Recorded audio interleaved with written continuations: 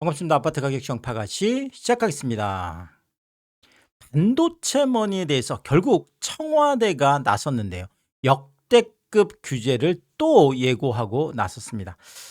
자, 오늘 김용범 청와대 정책실장이 페이스북을 통해서 명목 10% 후반 경제의 환희, 낯섦, 그리고 두려움. 굉장히 좀 시적이긴 합니다. 자, 근데 내용을 들어보면 조금 살벌한 이런 얘기들도 있는데요. 자, 올해 한국 경제의 명목 GDP 성장률이 두 자릿수를 넘어설 것으로 보인다. 자, 보통 우리가 일반적으로 한국은행이 중요하게 보는 것은 사실 명목은 아니죠. 이제 실질 GDP이긴 합니다. 그래서 올해 어쨌든 간에 2%를 넘어서 사실 작년에도 2%를 못 넘었고 2%를 넘는다는 것만 해도 대단한데 올해 실질 GDP도 거의 한 3%까지 얘기가 나오잖아요. 사실 어마어마한 성장률이 되겠는데 더더구나 명목 GDP 그러니까 물가까지 한 거죠. 이제 실질은 물가를 뺀 거고 물가까지 한 명목 GDP를 하면 두 자릿수 10%를 이제 훌쩍 넘어갈 거다. 자, 이런 이야기가 나오는 거죠, 지금. 주가나 영업이익이나 세수나 경상수지 숫자들이 일제히 좋은 방향을 가리키고 있다. 자, 지금 보고 있지 않냐? 이런 얘기가 되겠고요. 자, 그러면서 이번 호황이 착시가 아니다. 글로벌 AI 투자 폭발이 반도체 수요를 끌어올렸고 삼성전자와 SK하이닉스의 영업이익이 폭증했다. 자, 여기까지만 읽어보면 아니 선거도 끝났는데 청와대 정책실장이 갑자기 국정 홍보를 하기 위해서 이런 이야기를 꺼낸 거냐라고 오해를 할 수도 있겠지만 사실 실제 하고 싶었던 이야기는 앞에 이런 호황이다 이런 지금 얘기를 하고 싶은 게 아니라 바로 이 뒤에 오는 이 이야기들을 하고 싶은 거죠. 상반기는 아직 조용하지만 하반기 확연히 달라질 가능성이 크다. 자, 결국은 이제 6월 끝나고 7월로 넘어가는 시점에서 우려가 된다라는 거죠. 명품 소비가 살아나고 선호 지역의 부동산 매수 심리도 다시 꿈틀거리기 시작할 수 있다. 야, 바로 이 부분 때문이죠. 명품 소비까지는 모르겠지만 이 부동산 매수 심리가 다시 꿈틀거릴 수 있다라는 것은 정부에서는 지금 어마어마한 긴장을 할 수 있는 부분이기 때문에 바로 이 부분을 이야기하기 위해서 오늘 이제 페이스북에다 이런 글을 올린 거죠. 진짜 고비는 연말과 내년 초다. 성과급이 실제로 지급되고 임금 인상이 현실화되고 수출 대금이 유입되기 시작하면 사람들의 행동도 달라질 거다. 자, 결국은 연말과 내년 초가 되기 전에 이 부분에 대해서 정부가 어떤 특단의 대책을 마련해야 된다. 이런 지금 워딩으로 읽히고 있고요. 자, 그러면 삼성전자 성과급이 얼마나 되길래 아니 아직까지 받지도 않은 이 성과급을 때문에 지금 청와대까지 나서서 이 호들갑을 지금 하고 있느냐 이렇게 이제 볼 수가 있겠는데요. 자, 일단 올해 영업이익을 기준했을 때 삼성전자 영업이익 전망치가 300조 원이나 됩니다. 이렇게 되면 지금 노사가 협의를 했죠. 노사 협의한 게 이 300조에 대해서 10.5% 그러니까 총 31조 5천억을 재원으로 해서 이거를 성과급으로 주겠다라는 거잖아요. 근데 사실은 제가 지금 삼성전자 노사 합의 때문에 지금 삼성전자만 얘기했지만 사실 SK하이닉스도 만만치 않죠. 사실 성과급 파티는 어떻게 보면 SK하이닉스가 먼저 시작을 했고 자, 그다음에 이제 삼성전자까지 같이 합세를 한 건데 삼성전자만 보더라도 이렇게 31조 5천억이 성과급으로 풀릴 수 있다라는 거니까 정말 어마어마한 규모이긴 합니다. 특히나 메모리 사업부 직원들이 가장 많이 받는데요. 해전 연봉 1억 기준 했을 때 무려 5억 4천만 원. 와, 연봉이 1억인데 성과급이 5억 4천이야. 야, 정말 부러우면 지는 건데. 자, 여기에다가 기존 초과이익 성과급 이게 한 5천만 원 정도 된다고 해요. 그러면 총 1억 연봉에다가 6억 성과급을 받으면 와, 정말 거의 뭐 한 7억 정도를 1년에 한 7억 정도를 받는 건데 이게 끝이 아니죠. 여기에다 또 하나 사내 이제 주택 안정 대출이라는 걸 통해서 5억 원, 최대 5억 원까지 써 금리가 1.5% 그냥 주는 거죠. 그냥 주는 거죠. 지금 뭐 시중은행 금리가 4%, 5% 많게는 7%, 8% 가까이 가는데 1.5%라는 것은 뭐 이거는 정말 복지죠, 복지. 어마어마한 사내 복지가 되겠습니다. 그래서 이렇게 따져보면 뭐 기존 뭐 급여 한 1억 정도는 생활비로 쓴다고 하더라도 이 외에 소위 말하는 이제 과외돈이 생기는 거죠. 그래서 5억 뭐 이것도 대출 받고 그다음에 한 아까 6억까지 이렇게 보태고 하면 총 11억 정도의 그냥 현금이 생기는 거죠. 그럼 이 11억 정도의 현금이 부동산 쪽으로 올 수 있다. 지금 이런 우려들을 많이 하고 있는데 이 부분에 대해서 얘기를 하고 있는 겁니다. 그래서 청와대도 정말 걱정할 수준의 금액이죠. 사실 한국은행에서도 이 부분 신영성 총재도 이 부분이 물가 상승에도 영향을 줄 수 있다라고 할 정도예요. 그러니까 굉장히 걱정할 만한 수준은 분명해 보입니다. 자, 그러면서 김용범 정책실장이 또 뭐라고 얘기를 했냐면 과거를 돌아보면 이런 돈, 소위 말하는 이제 여윳돈이 되는 거죠. 이런 여윳돈, 성과급, 특별 성과급 같은 이런 어마어마한 성과급 같은 경우에는 결국 부동산 시장으로 흘러 들어가는 경향을 반복해왔다. 사실 뭐 많은 분들이 내가 아직도 내 집을 갖고 있지 않다라면 이런 목돈이 생겼을 때 내 집 마련을 해야 되겠다. 당연히 뭐 이런 욕구들이 있을 수 있죠. 최근에는 뭐 2030 세대 아주 젊은 세대들까지도 어떤 뭐 내 집 마련에 대한 욕구가 굉장히 크기 때문에 뭐 당연히 이게 부동산 시장으로 흘러 들어가는 경향이 뭐 있는데 뭐 이번에도 그럴 거다 뭐 이렇게 지금 우려를 하고 있는 거죠. 실제 아직 성과급 지급 전임에도 불구하고 동탄 같은 경우에는 동탄역의 주변 인기 아파트를 중심으로 해서 뭐 기대 심리가 있죠. 야, 뭐 지금 성과급 터진대. 그러면 지금 뭐 엄청나게 뭐 그러면서 호가를 막 올리고 하는데 호가를 올리는데 결국 뭐 집이 필요한 분들은 나중에 이러다가 뭐 막 지금 난리 나기 전에 미리미리 해야 될 것 같아. 그러면서 뭐 따라가면서 호가를 이제 안 받아주면은 이게 내려오게 돼 있는데 올라가는 호가를 잡으면 그렇죠. 그러면 결국은 집값이 올라갈 수밖에 없다라는 거죠. 그래서 이 동탄 최근에 집값 동향을 제가 요거는 조금 데이터를 보면서 말씀을 드리면은요. 자, 지금 주간 동향 이제 6월 셋째 주 이번 주 이제 주간 동향이 나왔는데 서울 같은 경우에는 0.27%로 6월 셋째 주죠. 이제 주간 동향 0.27%뭐 이것도 상당히 이제 높은 편이긴 합니다. 일반적으로 0.25%가 넘어가면 뭐 조금 이렇게 분홍색 좀 붉은색 쪽으로 표시가 되거든요. 왜냐하면 이건 과열 쪽으로 진입하는 초기가 이제 0.25부터 시작이 됩니다. 그래서 0.27이면 그래도 서울도 꽤 지금 높게 나와 있는 편인데 보시는 것처럼 화성 동탄 같은 경우에는 이미 5월 지금 이제 한 둘째 주 정도 되나요? 둘째 주 정도부터 시작해서 0.35면 엄청나게 높은 거죠. 주간 변동률이 0.35면.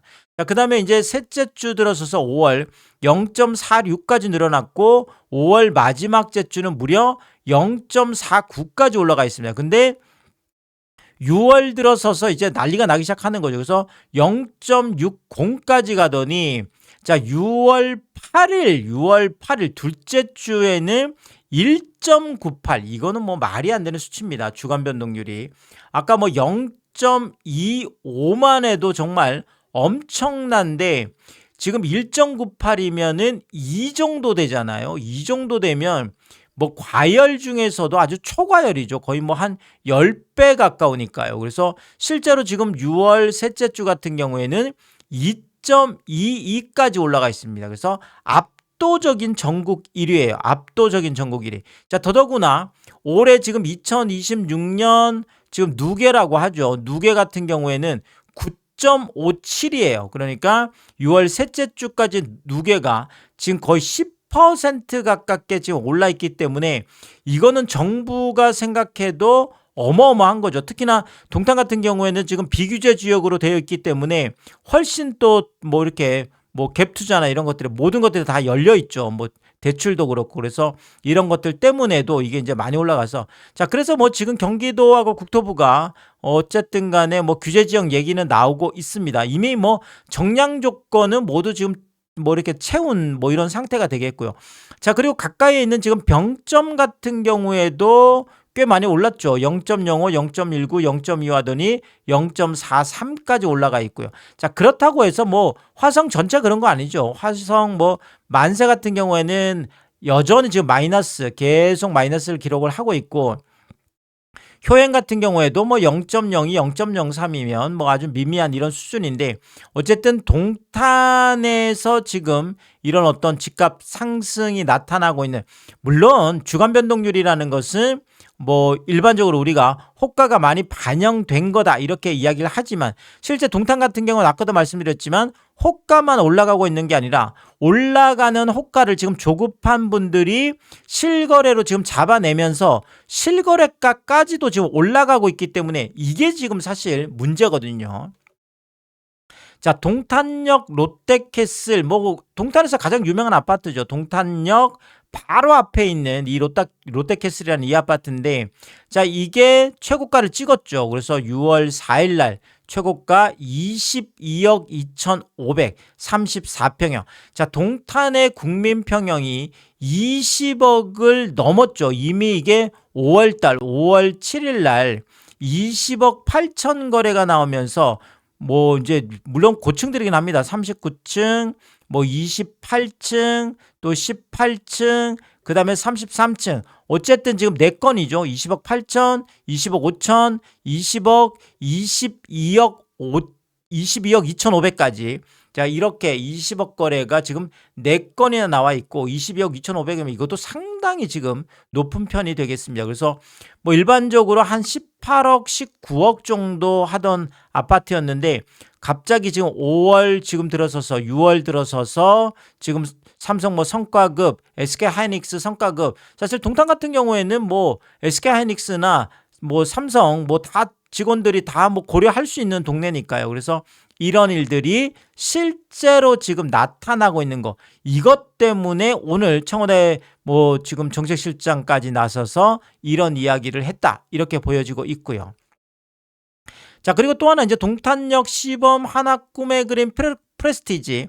자, 뭐 동탄역도 여기도 뭐 가까이에 있습니다. 이제 다 시범 이제 모르겠 시범 들어가는 이런 아파트들이 동탄역 가까이에서 또 비싸죠. 그래서 뭐 이것도 대장 중에 하나인데 33평형이 17억 6천 최고가가 나왔습니다. 17억 6천. 그래서 뭐 이전에는 한 14억, 뭐 15억, 뭐 비싸도 한 16억 거래가 지금 한 건 나와 있고요. 16억 거래가 한 건 나오고 일반적으로 한 14억에서 15억 쪽이었는데 지금 17억 6천까지 이렇게 올라가 있는 거래가 나오고 그러니까 일반적으로 아까 여기는 한 18억, 19억 기준에 보면 한 3, 4억 그렇죠. 3, 4억 정도 지금 올라가 있고 지금 여기도 14억, 15억에서 17억이면 요것도 뭐 한 2, 3억 정도 그렇죠. 2, 3억 정도 실거래가 지금 올라가 있는 이런 상황이고요.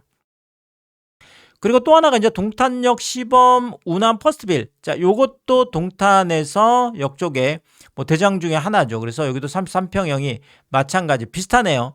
한 14억에서 뭐 한 15억. 뭐 이제 요거 16억짜리도 뭐 하나 있긴 있었습니다. 그런데 여기도 마찬가지 17억 3천까지 지금 거래가 나와 있어서 자, 결국은 뭐 이전 최고가를 다 지금 갈아치우고 있는 이런 상황인 거죠. 지금 시범자 들어가는 아파트들이요.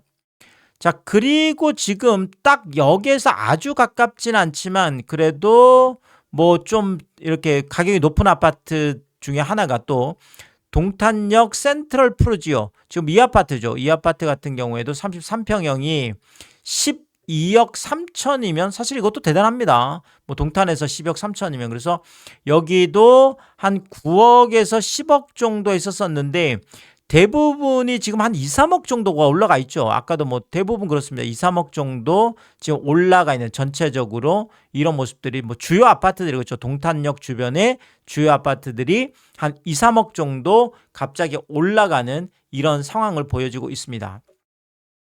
자, 물론 그렇다고 해서 지금 동탄에 있는 모든 아파트들이 뭐 21년 최고가를 넘어선 건 아니고요. 동탄 호수공원역 레이크시티. 자, 이 아파트도 2018년에 입주한 거니까 뭐 신축급이라고 할 수 있고 한 뭐 800세대 넘어간 아파트인데 그래서 33평형이 2021년에 8억 3,500까지 갔었습니다. 8억 3,500까지 갔던 게 지금 뭐 여전히 한 6, 7억 정도 이렇게 형성되어 있어서 지금 뭐 뚜렷하게 막 상승이다. 이렇게 이야기하기에는 그렇죠. 지금 21년 최고가보다도 아직도 한 1, 2억 정도는 여전히 낮게 형성되어 있고요. 그리고 금강 펜테리움 센트럴파크 동탄이라는 이 아파트도 2016년 8월에 입주한 800세대 넘어가는 아파트인데 여기도 33평형이 21년에 8억을 터치했죠. 8억을 터치했던 아파트인데 아직까지도 한 뭐 6억 뭐 어쩌다 지금 딱 7억짜리가 지금 하나가 있고 일반적으로 한 6억대 정도 그래서 여전히 한 2억 정도 지금 낮게 형성되어 있는 이런 상황이고요. 그리고 호반베르디움 센트럴 포레 이것도 2017년에 입주한 한 1700세대 정도 되는 대단지 아파트인데 여기는 조금 그래도 동탄역 쪽에서 거리감이 있는 곳이죠. 자, 그러다 보니까 33평형이 여기는 21년 최고가가 7억 7,700이었습니다. 그러니까 뭐 지금 금액대를 보면 한 5억대에서 6억대 뭐 이 정도면 지금 뭐 여기도 한 1, 2억 정도 그렇죠. 1, 2억 정도 오히려 지금 낮은. 그래서 동탄도 뭐 전부 다 20억 넘어가는 지금 뭐 사실 신문방송 기사만 보다 보면 많은 분들이 동탄 34평 아파트가 다 20억이 넘은 줄 알아요. 그렇죠. 뭐 동탄 쪽에 이런 실거래를 확인 안 하는 분들은 와 동탄 다 20억이 넘었나 봐. 뭐 그런 건 절대 아니고요. 사실 뭐 10억만 넘어도 뭐 대단한 거고 일반적으로는 뭐 한 8억 정도 7억 정도 이 정도 됐던 게 아직까지는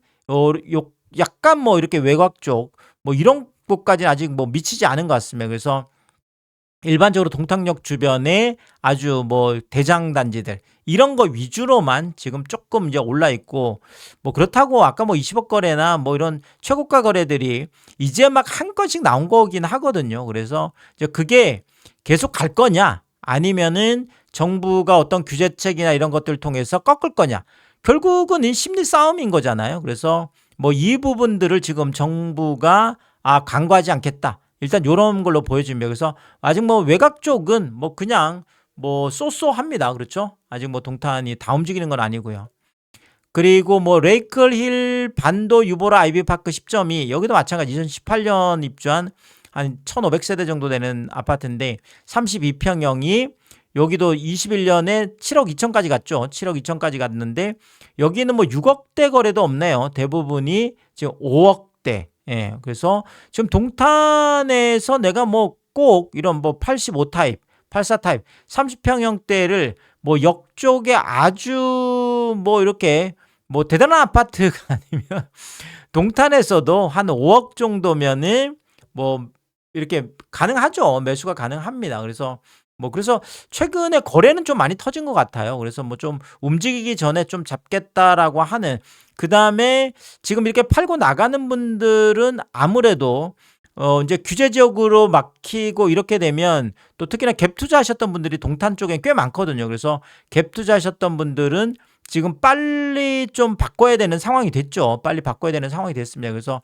이런 것들 때문에 일단은 뭐 갭 투자 하려고 하는 분들도 마찬가지죠. 하려고 하는 분들도 지금 아니면 또 기회가 없으니까 뭐 이제 이런 것들 때문에 금액은 뭐 크게 움직이지 않았지만 거래량은 제가 볼 때는 다른 지역에 비해서는 꽤 많이 지금 뭐 움직이고는 있는 이런 모습들이 나타나고 있습니다. 자, 결국 뭐 동탄 전체 집값 상승까지는 아직은 아니지만 자, 과도한 성과급 파티 특히나 뭐 삼성전자나 SK하이닉스처럼 아까도 보셨지만 뭐 그냥 뭐 1, 2억 정도 성과급이 아니잖아요. 뭐 지금 5억에서 뭐 6억 뭐 이런 얘기가 나오고 있고 여기다 지금 삼성 같은 경우에는 아예 또 한 5억 정도를 뭐 또 사내 대출로 해서 1% 이런 것들은 굉장히 강력한 집값 상승에 강력한 위험 요인이 되겠습니다. 그래서 어떤 실체가 없이 뭐 신문 방송에서 어떤 뭐 펌핑이나 뭐 아니면 심리적인 요인에 의해서 뭐 모자랄 것 같다 뭐 이런 어떤 것 때문에 움직이는 거하고 이런 정말 현금을 싸들고 뭐 이 주체할 수 없는 현금을 싸들고 달려드는 것 이거는 감당이 안 되죠. 이건 감당이 뭐 이거는 소득이 올라가면 실질적인 소득이 이것도 막 폭발적으로 올라가면 뭐 집값은 이건 당연히 올라가는 거예요. 물가도 올라가는 거고요. 이 부분을 정부가 지금 우려를 하고 있다라는 거죠. 자, 그래서 결국 청와대 정책실장이 이제 하고 싶은 얘기를 하는 거죠. 뭐 지금까지 이런저런 얘기를 했지만 결국은 결론은 버킹엄이죠. 결론은 버킹엄이에요. 보유세와 양도세를 합리적으로 조정하는 것은 뭐 합리적으로 조정한다는 것은 올린다는 얘기죠. 올린다는 얘기예요. 그래서 다주택자들은 이미 뭐 종부세, 보유세, 종부세나 양도세 뭐 이미 다 되어 있습니다. 그래서 지금 얘기가 나오는 것은 1주택자들을 아마 겨냥한 걸로 이렇게 보여집니다. 특히나 이제 실거주보다는 뭐 비거주, 뭐 1주택자들이나 뭐 이런 쪽에 보유세와 양도세 어쨌든 간에 뭐 고가 같은 경우에는 실거주도 포함이 되겠죠. 그래서 고가 아파트들에 대한 보유세, 양도세. 자, 그래서 이건 필요하고 옳은 방향이다. 결국 7월 세제 개편을 앞두고 청와대 정책실장이 왜 지금 보유세하고 왜 양도세를 그것도 뭐 고가 지금 1주택 같은 경우에는 1주택임에도 불구하고 실거주를 함에도 불구하고 왜 보유세를 올려야 되는지 이 부분에 대해서 어떻게 보면 좀 뭐 밑밥을 깔고 있다. 일단 이렇게 보여집니다. 왜냐하면 지금 올려야 되는 거니까요. 자, 그러면서 다만 부동산 과세만으로 한계가 있다. 자, 그러니까 문재인 정부 때도 세금을 아무리 때렸지만 물론 그 세금이 이제 어느 정도냐에 따라서는 다르겠죠. 자, 그렇지만 어쨌든 과세만으로 한계가 있다. 왜냐? 세금을 내고도 남는 장사라는 확신이 생기면 어지간한 규제로는 야, 저는 뭐 이 한마디에 지금 이재명 정부가 준비하고 있는 이 부동산 대책 뭐 이제 7월에 이제 나오겠죠. 7월에 이제 나올 걸로 보여지는데 자, 이게 어지간한 규제로는 역부족이다. 와, 도대체 어느 정도 강력한 걸 역대급을 준비를 하고 있길래 자, 세금으로도 안 되는 거는 어지간한 규제는 역부족이어서 이 부분에 대해서 지금 대책을 준비하고 있다. 그래서 굉장히 상상을 초월하는 이런 역대급 규제가 지금 나올 걸로 뭐 그거를 지금 전제를 하고 있는 거죠. 자, 그러면서 이제 마지막 결론적으로 이렇게 얘기를 합니다. 반도체가 벌어온 국부가 부동산 불로소득으로 흡수가 되면 아니 지금 뭐 반도체 뭐 난리 나서 이게 전부 다 또 부동산으로 들어가서 이것 때문에 집값이 올라간다 그러면 또 부동산의 모든 돈이 잠기게 될 거고 이렇게 되면 이런 호황은 오래가지 못할 거다. 결국 이거를 끊어버리겠다라는 거잖아요. 이거를 끊어버리겠다는 거죠. 이재명 대통령도 뭐 계속 얘기를 했듯이 결국은 내가 집을 갖고 있는 것보다 파는 것이 이득이 되게 하겠다라는 뭐 이런 거잖아요. 그래서 이쪽으로 아까도 얘기했지만 뭐 갖고 있으면 계속 세금 내고도 남을 것 같아. 이런 계산이 나오면 안 된다는 거죠. 그러니까 세금을 내고도 손해가 나는 뭐 어쨌든 간에 집을 산다라는 것 자체가 손해가 나도록 하겠다라는 이런 이야기로 보여집니다. 그래서 상상을 초월하는 역대급 규제를 준비를 하고 있구나. 자, 역대급 규제를 쏟아내려고 오늘 또 한 번의 뭐 최후 통첩 뭐 예고를 했다. 일단 저는 이렇게 해석을 하고 있습니다. 자, 파가 씨의 뭐 개인적인 생각을 말씀드리면 오늘 결국 김용범 이제 정책실장이 포문을 열었습니다. 항상 이런 식이었어요. 김용범 정책실장이 먼저 포문을 열었어요. 예전에도 보유세 얘기 나왔을 때 뭐 먼저 이제 어떻게 뭐 매를 맞아도 본인이 매를 맞는 게 낫겠죠. 대통령이 직접 어떤 뭐 비난을 받는 것보다는 먼저 본인이 열어놓고 그 다음에 오는 주부터 이재명 대통령이 부동산 X가 아마 재개될 가능성이 상당히 커졌다. 저는 이렇게 봅니다. 그래서 7월 이제 세제 개편 때까지 초강력 메시지를 이제 계속 내겠죠. 왜냐하면 뭐 이재명 대통령은 확신을 갖고 있어요. 부동산이라는 것은 심리 게임이다. 그래서 이 심리를 꺾을 수 있는 이런 것들이 나와야 된다. 그래서 뭐 사실 뭐 취임 1주년 기자회견 할 때도 이런 얘기를 했었죠. 그래서 뭐 결국은 내가 계속 트위터 X를 통해서 이렇게 꺾어 왔었기 때문에 뭐 집값이 하락했고 그것이 선거에도 어느 정도는 뭐 좋은 영향을 미쳤다. 그러니까 이재명 대통령은 뭐 본인의 이 부동산 X에 대해서 굉장히 좀 뭐 긍정적인 생각을 갖고 있습니다. 뭐 저도 이 부분은 대통령이 직접 날리는 트위터 X는 무게감이 다르죠. 그래서 뭐 이런 것들이 있고. 자, 또 하나는 뭐 지금 대통령이 트위터 X만 날리는 게 아니라 이것을 즉각적으로 뭐 정부라든지 금융당국이라든지 이제 또 국회도 이제 합세를 하겠죠. 그래서 이렇게 되면 이제 자, 뭐 세제 개편 강력하게 나올 거고 지금 뭐 어떤 게 준비가 되고 있는 게 모르겠지만 어쨌든 역대급 지금 규제가 나올 가능성이 높다. 왜냐하면 지금 결국은 뭐 성과급 때문에 집값이 올라갈 수 있는 뭐 가능성들이 보이고 동탄이 그걸 어느 정도 지금 보여주고 있기 때문에 이것들을 먼저 그렇죠. 뭐 좀 싹을 잘라야 된다라고 할까요? 이렇게 할 수 있는 이 정도의 뭐 강력한 그런 대책을 준비하고 있다. 요렇게 일단 읽히고 있습니다. 물론 뭐 요거는 이제 어떤 게 나올지는 또 새로운 이야기 있을 때마다 제가 빠르게 업로드를 하도록 하겠습니다. 오늘도 유튜브 쇼핑까지 시청해주신 여러분들 저의 찐 시청자분이다. 찐 구독자분들이다. 항상 크게 감사의 말씀을 드리겠습니다. 여러분들이 쿠팡에서 구매를 하실 일이 있을 때 아래쪽 하단에 띄워드리고 있는 삼양라면 링크를 통해서 구매를 해주시면 제가 영상을 만드는데 큰 도움이 되고 있다 이렇게 말씀을 드리겠고 정말 짧지 않은 영상입니다. 유튜브 쇼핑까지 오신 게 그런 건데 뭐 늘 끝까지 이렇게 시청해 주셔서 너무나 감사하고요. 저는 삼양라면이 좋아서 삼양라면이 맛있어서 삼양라면만 올려드리고 있는데 사실 뭐 이 삼양라면이 참